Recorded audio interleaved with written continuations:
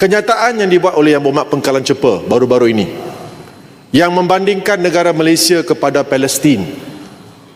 Dalam satu ucapan, Yang Berhormat Pengkalan Cepa telah menyatakan bahawa di Palestin, asalnya orang-orang Palestin memberi ruang dan peluang kepada orang-orang bukan Palestin untuk datang ke Palestin.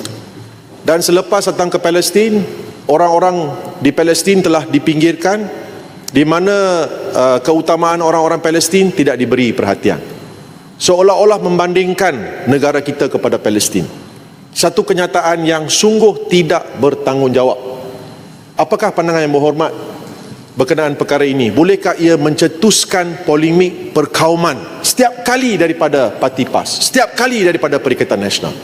So saya nak tanya pendapat Yang Berhormat Kepong, apakah yang wajar kita buat berkenaan kenyataan-kenyataan ahli-ahli parlimen pembangkang, terutamanya PAS, yang selalu memecah belakan masyarakat majmuk di negara kita?